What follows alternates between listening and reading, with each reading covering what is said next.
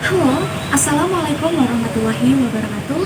Perkenalkan, nama saya Indiani dari Fakultas Hukum kelas D dengan NIM A11.24.0187. 10 tahun ke depan, saya memiliki target. Saya ingin menjadi seorang pengacara. Pengacara adalah seseorang yang memiliki izin untuk memberikan jasa hukum kepada orang di luar ataupun di dalam pengadilan. Jadi, tahu kan kenapa alasannya? Meskipun menjadi seorang pengacara itu terkesan sangat berat, tapi saya memiliki niat ingin menjadi seorang pengacara karena saya ingin memberikan jasa hukum kepada orang yang membutuhkan saya, sehingga saya merasa bermanfaat dan berguna bagi orang lain. Cita-cita yang saya impikan memanglah sangat berat, sehingga saya memiliki strategis.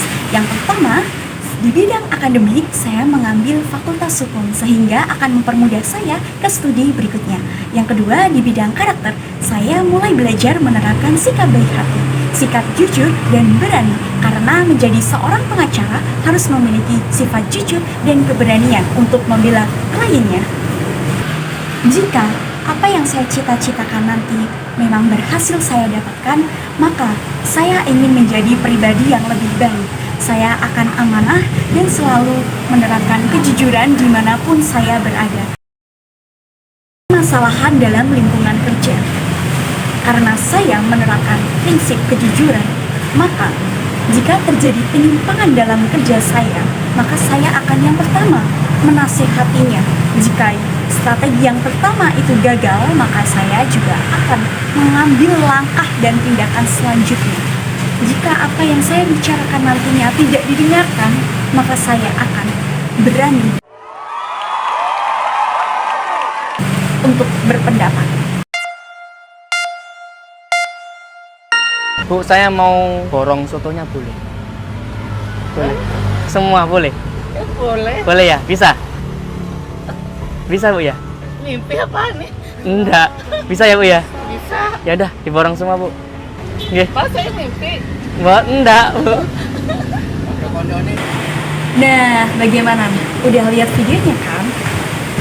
Inti dari video tersebut adalah seorang konten kreator yang memborong dagangan soto milik ibu-ibu di pinggiran jalan.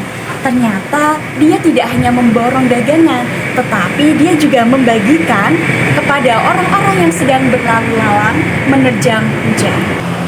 Nah, karakter apa saja sih yang bisa kita nilai dari video tersebut?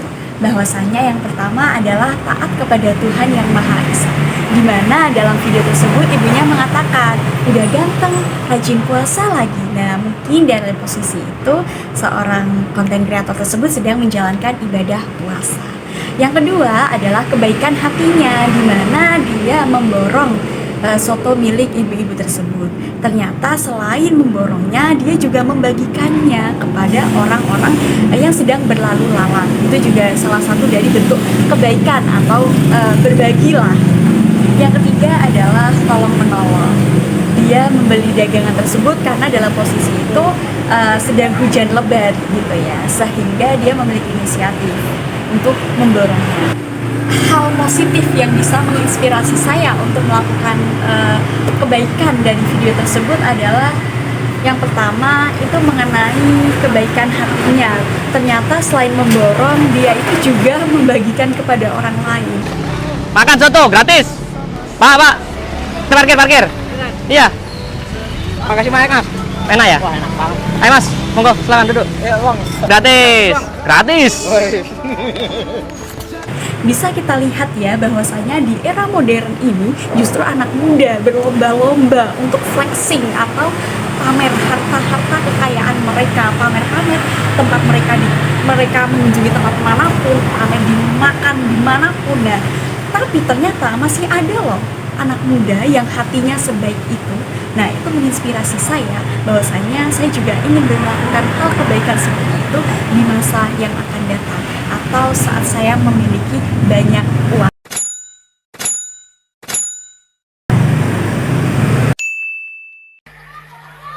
Apa nih?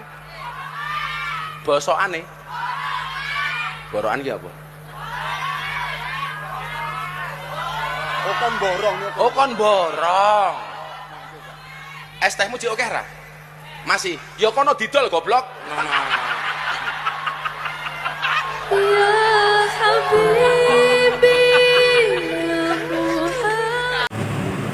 Bagaimana? Ngeri sekali ya. Apakah video tersebut menjelaskan tentang karakter bangsa? Jawabannya jelas tidak. Kenapa tidak? Ya bisa kita nilai sendiri. Seorang figur tokoh, figur terkenal yang seharusnya menjadikan hal-hal yang dia lakukan itu berdampak positif pada orang lain, orang umum, masyarakat, tapi justru malah sebaliknya.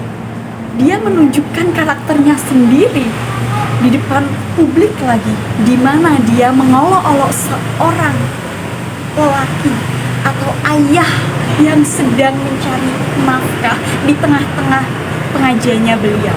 Seharusnya hal itu tidaklah ditunjukkan di depan publik juga. Tapi itu terjadi, dan sekarang kebanyakan juga seperti itu. Itu sama sekali tidak menunjukkan bagaimana karakter bangsa kita. Meskipun pada faktanya itu hal yang dinormalisasikan di era sekarang. Apa pendapatmu? Setuju atau tidak setuju? Jawabannya sangat setuju. Dimana apa yang telah beliau sampaikan itu benar faktanya. Sekarang banyak influencer yang flexing sehingga mendorong orang-orang yang melihat postingannya itu ingin juga melakukan hal itu. Pengen beli ini, pengen beli itu, sehingga terjadinya kenakalan anak muda itu disebabkan karena gaya mereka yang berlebihan. Selain itu, mendorong anak muda merasa hidupnya itu tidaklah berguna karena hanya apa? Pamer-pamer belakang. Tidak ada hal yang bisa bermanfaat juga bagi orang lain, hanya menunjukkan bagaimana sih kehidupan kita mewah ya. Seharusnya itu tidak dilakukan, atau kalau misal pun dihilangkan, kita sangat setuju. Fenomena apa sih yang terjadi di Indonesia? Yaps, betul sekali. Rendahnya kemampuan secara intelektual dalam hal literasi, numerasi, maupun pemanfaatan teknologi. Dikutip dari artikel Civitas, bahwasanya Indonesia berada di peringkat kedua dari bawah soal literasi dunia. Artinya, minat baca masyarakat Indonesia sangat rendah. Menurut data UNESCO, minat baca masyarakat Indonesia sangat memprihatinkan, yakni hanya 0,001% saja. Hal ini berarti dari 1.000 orang di Indonesia, cuma ada 1 orang saja yang rajin membaca. Ternyata faktor yang menyebabkan tingkat literasi di Indonesia itu sangat minim adalah yang pertama, aksesnya yang terbatas, sehingga tidak semua masyarakat mampu mengakses bahan untuk jadi bacaan mereka. Yang kedua adalah penggunaan teknologi digital yang biasanya malah disalahgunakan. Apalagi di era modern nih, semua orang bisa menggunakan teknologi, bahkan dari anak usia 0 sampai 5 tahun pun mereka sudah paham dengan canggihnya teknologi.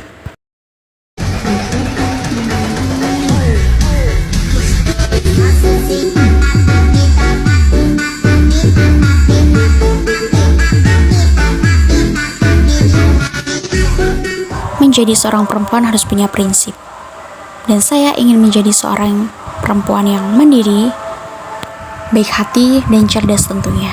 Untuk itu, saya menjadikan Mbak Maudy Ayunda sebagai idola saya. Saya sangat mengidolakan beliau karena beliau itu sangat cerdas, berbakat, dan ternyata dia tidak hanya menyelesaikan pendidikan S1 saja, tapi dia juga melanjutkan pendidikan karena dia memotivasi perempuan bahwa nih loh, perempuan itu juga bisa. Nih loh, perempuan itu juga sama dengan laki-laki. Tidak ada perbandingan antara perempuan dan laki-laki. Semua tuh bisa. Nah, untuk itu saya termotivasi dengan beliau dan saya memiliki niat ingin juga kuliah di luar negeri suatu hari nanti.